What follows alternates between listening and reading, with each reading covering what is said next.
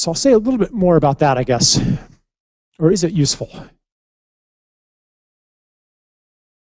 Really what I think is that we're going to be entering an era of a lot of experimentation.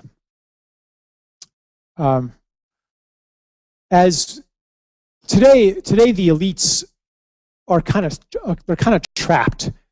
The only response they know is to somehow keep the system going a little longer, to somehow try to squeeze a little bit more growth out of the system to keep it going a little longer. But there are lots and lots of alternatives out there.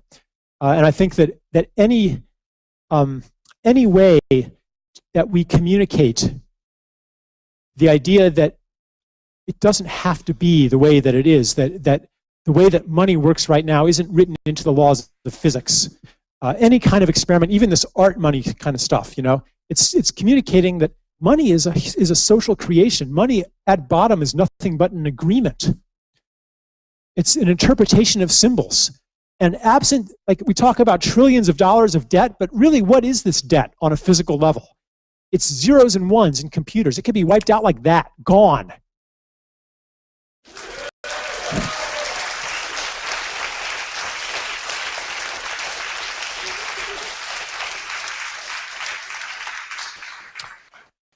Yeah, debt cancellation is another thing that I write about a bit.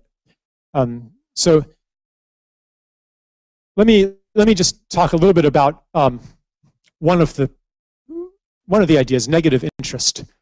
So today, I'm the bank, and I've got all of this money or this capacity. I have reserves, say, in the ECB. I'm a European bank. I have reserves in the European Central Bank. I have maybe 10 billion euro of reserves. What am I going to do with that? Should I lend it to you? And I know you're probably not going to be able to pay me back because the economy's not growing and there are not a lot of good investments. Or should I just keep that money? And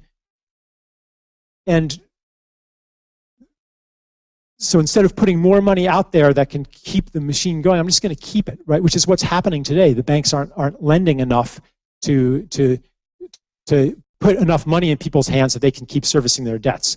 So I can keep the money today in the ECB because